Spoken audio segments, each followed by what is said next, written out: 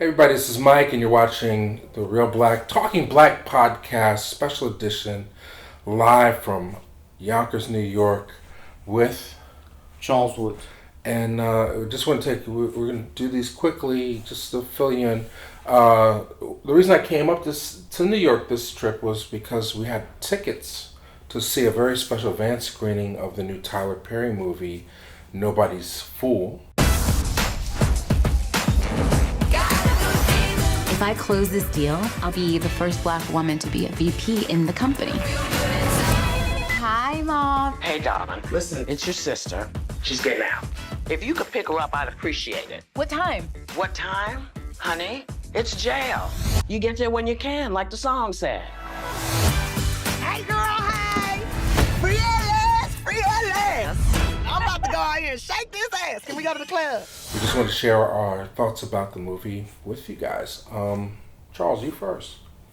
Well, thanks for reaching out, and I'm glad I felt up to it because thanks to this brother here, not only did I see the film, but I met Ghost. Are you trying to brag now? So we got to show the picture. What was that like? I know you're a big Omari Hardwick fan. And I just want to say, should he see this or anyone sees it who knows him, I know you reached out and thanked him, but I told him how much we love him, and I told him how important this role he had in this film was from my perspective.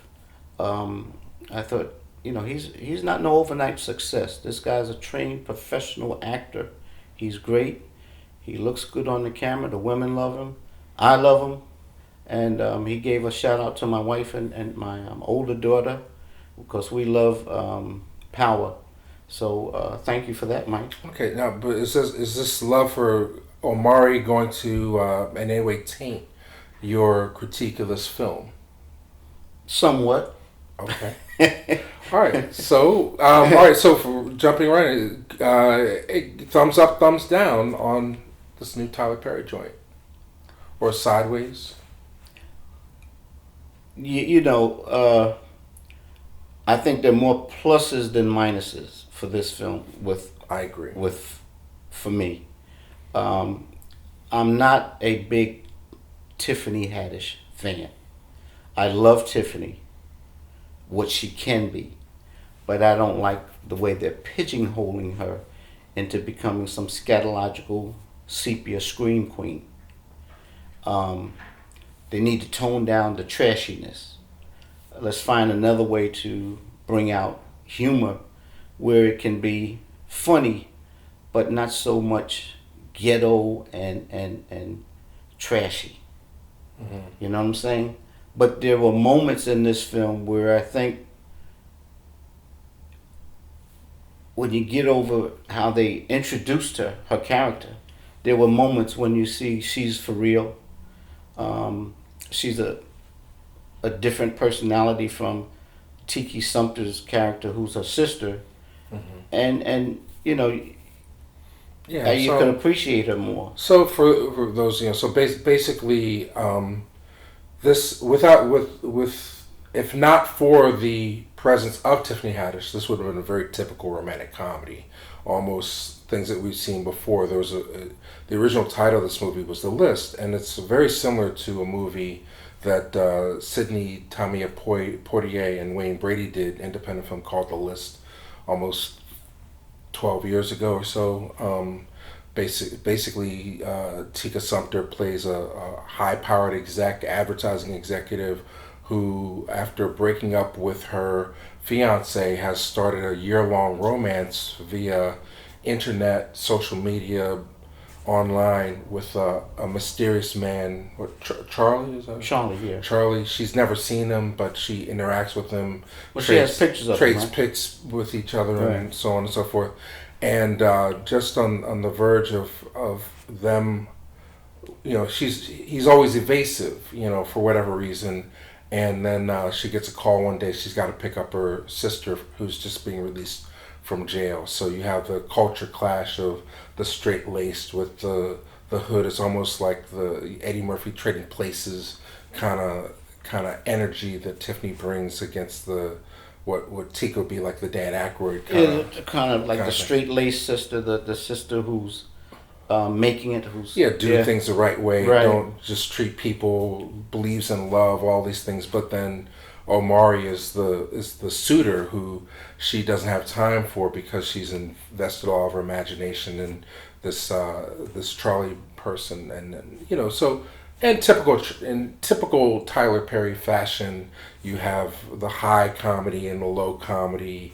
Whoopi basically is playing a variation of the Medea character, you know, but she's more grounded, you know. A little toned down. Yeah, but a lot of the same traits, and you know, he knows his audience, that's for sure. Yeah, it's about knowing your audience, but the thing is, what hurts movies, they become formulaic. You know, what's a success? Girls Trip as a success. So how can we incorporate some of what we feel made Girls Trip a big success? Yeah. So we bring in Tiffany, that character, so it kind of changes. And her whole thing is she has no filter basically, and she's very open with her libidinous. Her libido shows no realm. So as you were alluding to, when she's let out of jail, the first time that we actually see the Tiffany Haddish character, Tanya, in the movie, she's Spoiler alert. well, I guess it's a spoiler. Yeah. I don't give a fuck.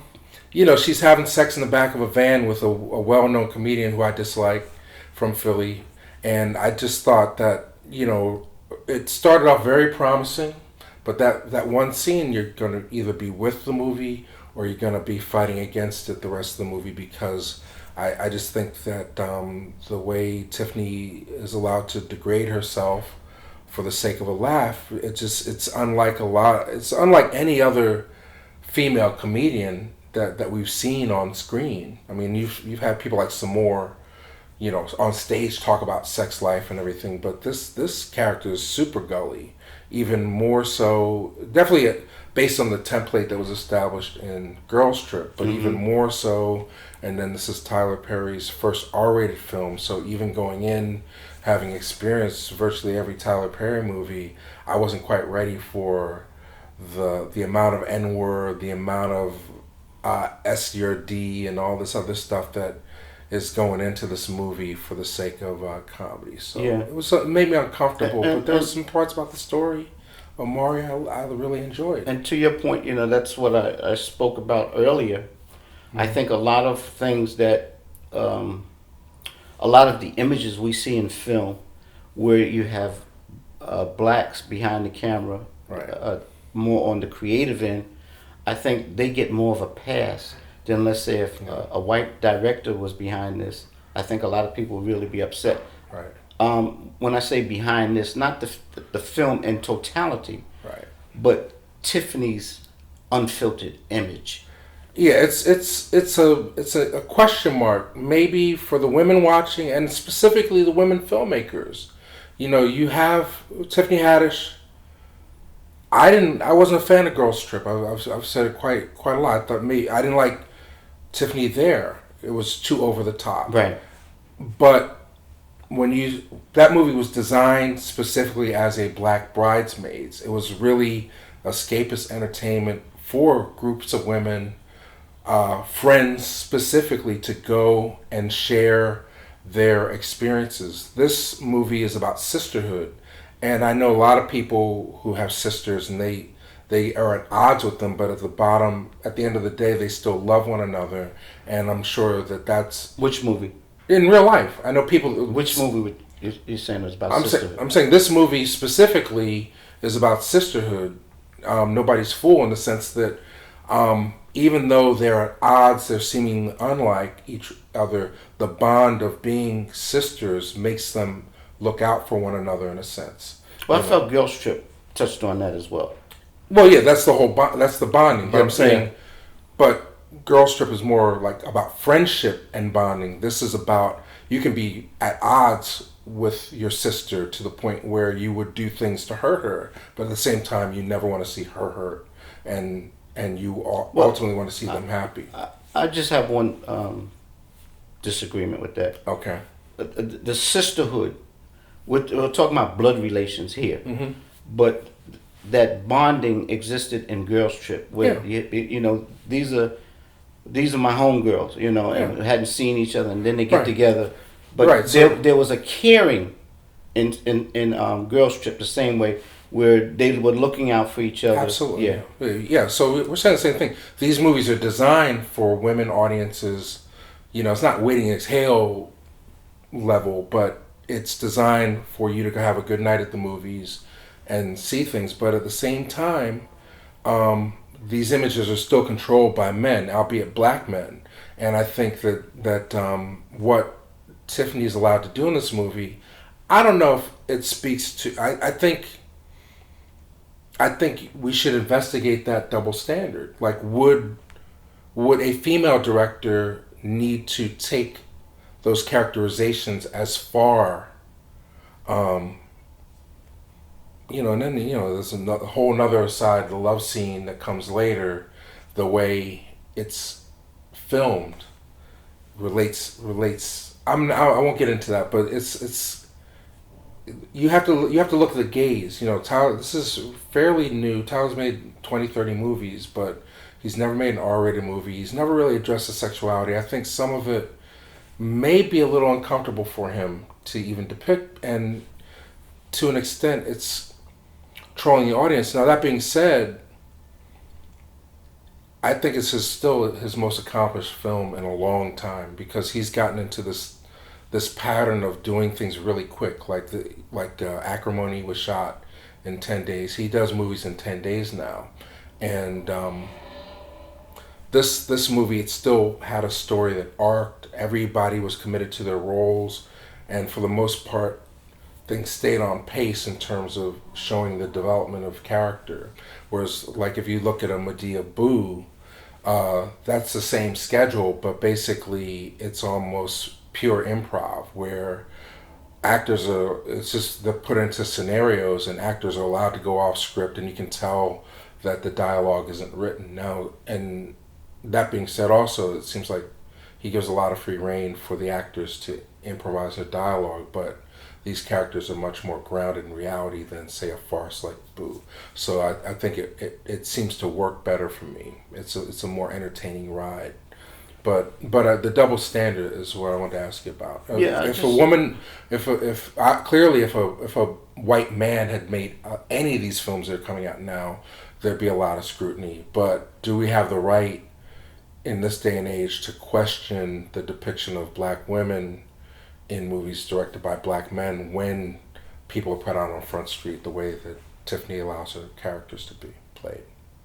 Well, I think two things are in that question. Mm-hmm. It's if a white person did it, and if a woman did it versus a man, because we're getting two gazes, two perspectives. Mm-hmm. I think to Tyler and his body of work, no matter whether you like Tyler Perry's films or not, one thing that is inherent in all of his films, there's a message that's codified. He's always delivering a message.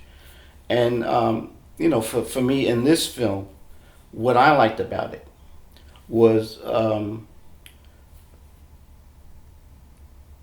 the fact that I always speak about, we never see black romances.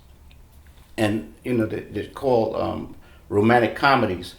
But a lot of it is more comedy and more friction between the two, and they're going at it, they're calling each other names, and that's where the humor is coming from. Mm-hmm. Where, you ain't no good, you're not even a real man, blah. This, they got that baby mama drama and all that kind of stuff. Mm-hmm. But what I loved about this film, and what I told Amari, is you watch this film and his character is a flawed individual who's worked to get his life together.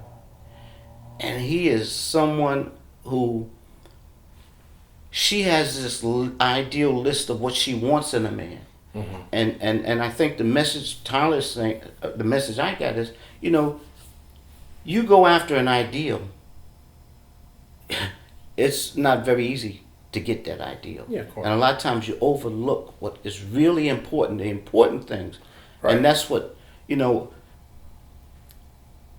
Omari's character, Frank, right in front of her was a real man, real man. And that bond that we're getting, and then she would Well, that's just tapping into your emotion. You know from the minute he presents her a rose when she walks into the coffee shop where the movie's going to end up going. He is, and to Tyler's credit, I think, I know you haven't seen it, the new Star is Born movie, to me, I know a lot of people liking it. To me, it doesn't work as a romance because neither of the characters are flawed. They idealize the relationship and the coming together and the separation so much where there's no conflict. This movie probably has conflict for 8 movies. It's not as histrionic as some of Tyler's work, but I wouldn't say this is like on any level of Shakespeare. It's a pretty standard. No, but what I'm saying is girl meets it's girl, just that, boy meets girl kind of romance. It's just that too often I find in film, Right. the black man looks like a dog. Well, Tyler is guilty of doing that nonstop. This might be the big switch. We may be paying attention to the fact that he's done an R-rated comedy. He's letting his hair down, but maybe no, it's not. It's not the first time Tyler's done that, because what I saw. Well, I'm saying he does it nonstop. In elements of this film, mm-hmm. as far as Frank's character is concerned, I saw what I loved about Daddy's Little Girls. Yeah, he got to go at 12 years for that. With Idris. Yeah, that movie didn't make any money. He stopped doing that. He's consistently victimized black men in favor of empowering black women. His movies are geared to women. His primary audience. Yeah, but I'm saying with Daddy's Little Girl. Yeah, that's the exception prior to this one. Prior to this one, that's the exception. Okay, so I'm saying that's an element that is too often missing in film. Right. And when I see it, that's what makes me more pro the film than con the film. Right. That's what the conflict is for me here. That of the things that I didn't like about this film, I thought it was went too long. I thought one character was another character was over the top, along with Tiffany's. Mm-hmm. But I wanted to like this film, and the most outstanding character in this film for me was Omari's character. Mm-hmm. I agree. Well, he grounds the whole movie in a truth and a level of reality that's needed. Like there are, and I think it to his benefit. I think the movie is lucky to have Omari because, quite frankly, a lot of the things that he's saying, I'm sure he's writing or it's coming from him. It wasn't on the page originally. Well, I think that first of all, whether you like Tyler Perry or not, this man, he's the Oscar Michaud of today. He's a Yeah, I'm not knocking. Yeah. I'm not knocking Tyler Perry in the sense that the creativity is bringing the people together. You're doing yourself a disservice as a filmmaker not to use everybody's good ideas. So I'm just saying that I felt the whole time I was in good hands, but I felt sometimes you could see everybody in the movie was having fun being in the movie.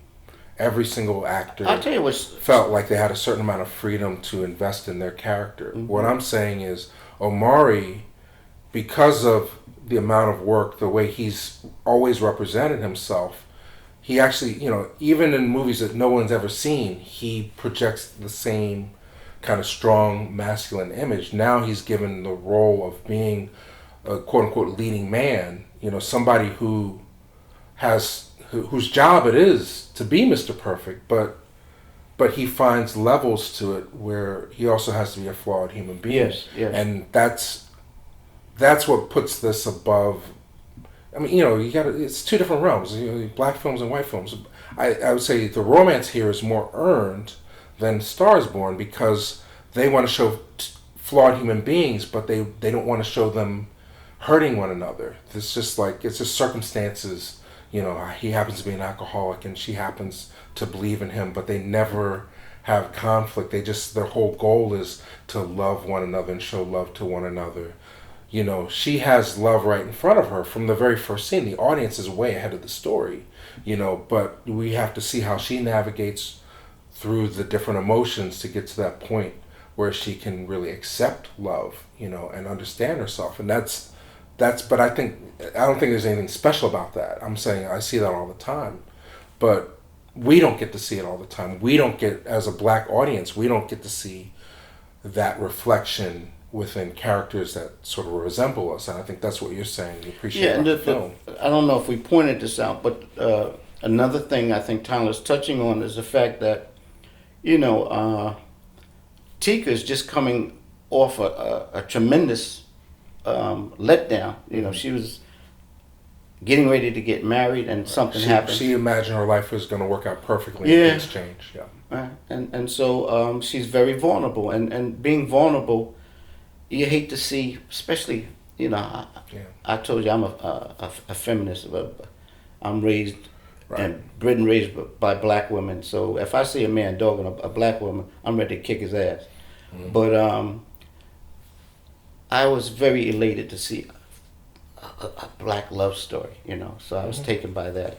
Yeah, I hope it does well. Yeah. I mean, normally, I've been burned so many times by Tyler Perry movies, especially recently, that I was ready to boycott them. But I honestly can say that this, if you're looking for a good time, you know, and you are a fan of Tyler Perry, this is one worth seeing in the theater.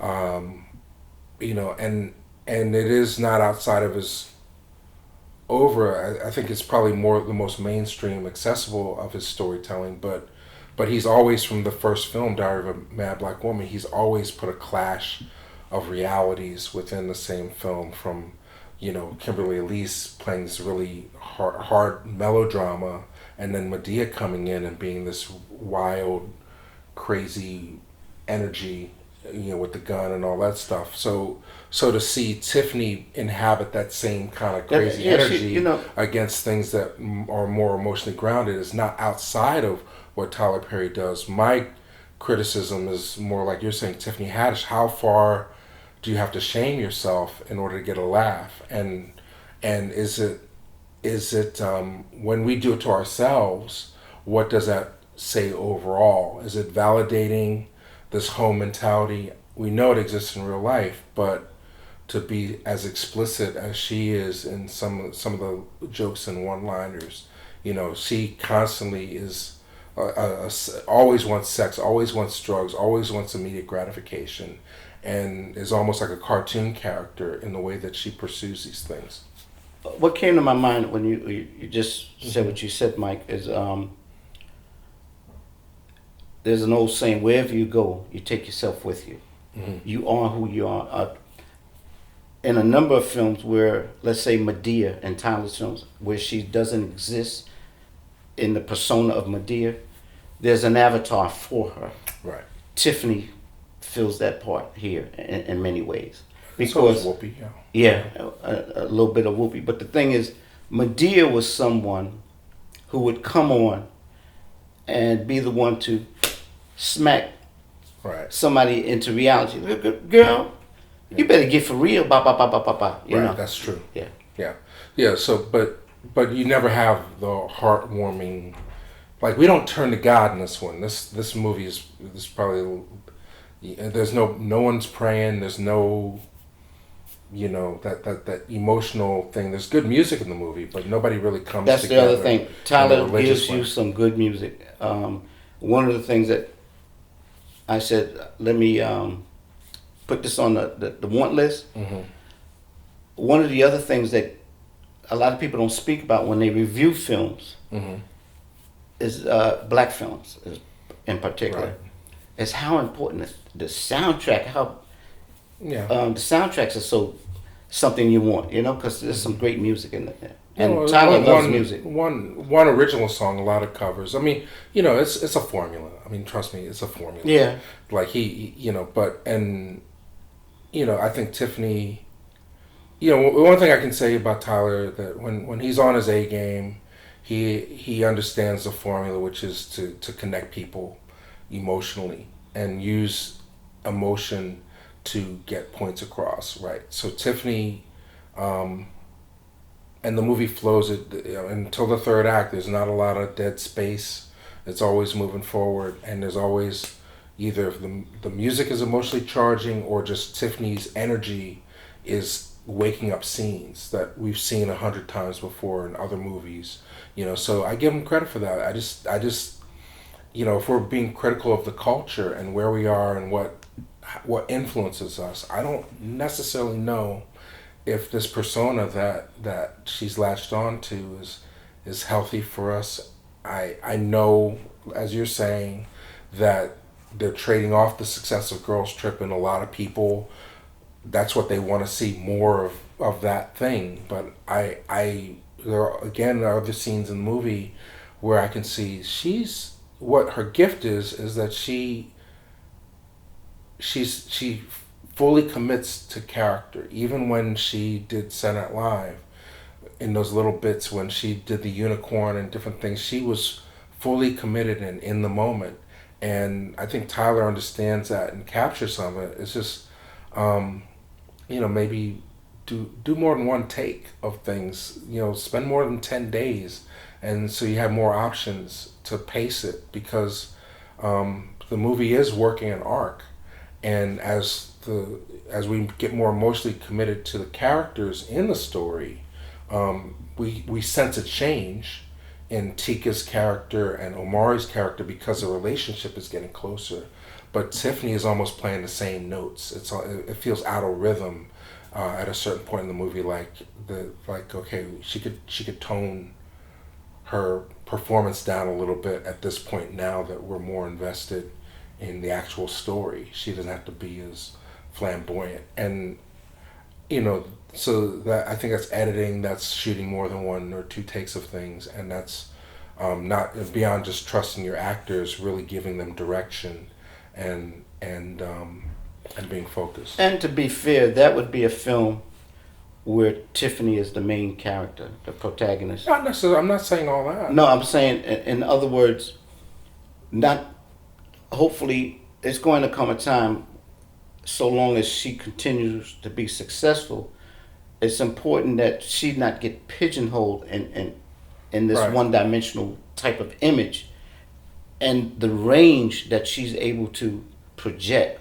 It's used in a different way. The characterization is brought where there were moments in this film where sometimes you could see, like, with her concern for her sister, she wasn't always over the top, and you really liked her. Yeah, well, that's what I'm saying. I'm saying she could have had it now. It's not, you don't have to. That's just craftsmanship. That's just, that's where movies are now. I'm not saying it's a different era. I respect Tyler. Like, there's some people that do comedy, and they shoot and shoot and shoot and shoot, and they just almost trust the actors to make the whole movie for them, which was the critique I had about Boo. It's like they didn't have a script. They just had scenarios. Okay, we have 3 hours in this scene. Let's just improvise.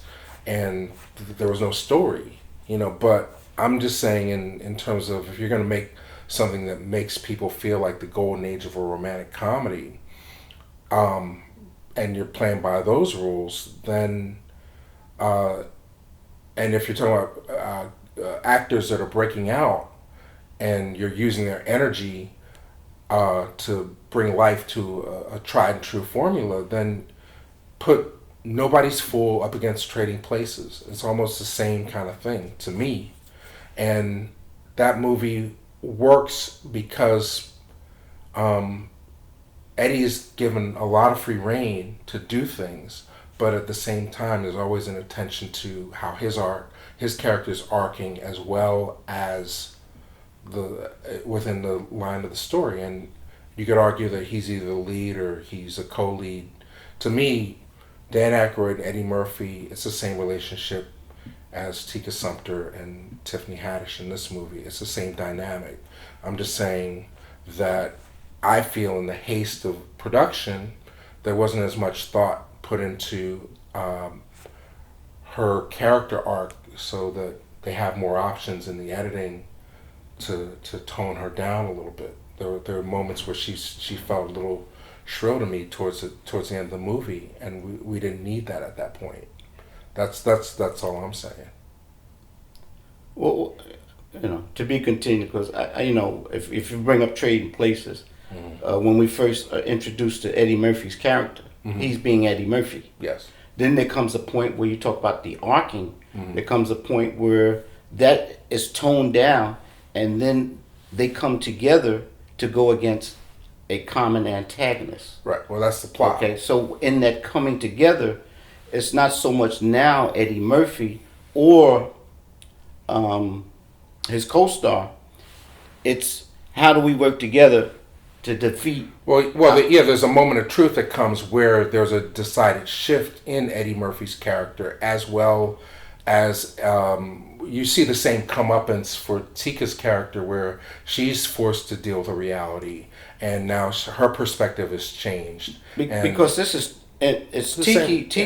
Tiki. When I saw her name at the top when it comes on, I thought, I didn't even know Tiki was in this. The last time I saw Tiki, she was Michelle Obama. But the thing is, there are more moments where you have Tiki and Frank, and you don't see that much of Tiffany. Right. So all I'm saying is it's real simple math. When you hit that reversal, where Tika's now forced to see things differently, Tiffany Haddish's character needs to have a similar change in terms of, even if her attitude is the same and she's still that down to earth real person, just give her more options where she doesn't have to try and steal every fucking scene. Exactly. That's all I'm saying, and that doesn't happen when you have 10 days to shoot something. That's my main point. I mean, you know for sure how many? He said it at the Q&A. 10 days. 10 days. Yeah, they shoot him. This quick. guy's knocking them out. Well, it felt like a movie that was in 10 days. That's why I give him credit. The other ones felt like, soap operas or whatever. So anyway, we talked enough. I just want to say one thing in closing. Black don't crack. Whoopi looking good. Oh my God, was she beautiful? Are you trying to smash Whoopi? Oh, she looked. I wanted to hug her and tell her how much He's I love a married her. man, Whoopi. If you're watching, Whoopi looked beautiful. She's and she looks better in person. I mean, as I told a couple of people, Omari. If you think he's handsome on the screen, he's more handsome in real life. So the camera does a lot of things. It makes these people look bigger and whatnot. But Whoopi was so beautiful. Oh God. Yeah. So, and I think they filmed, YouTube filmed it. So whenever we see the Q&A, we'll share that link. But the bottom line is, what are your thoughts about Nobody's Fool? Do you intend to see it in theaters? Are you going to wait for it to come on BET? What's your feeling about Tiffany Haddish? Are you an Omari fan? Can you wait to go? What's driving you to want or not want to see Nobody's Fool?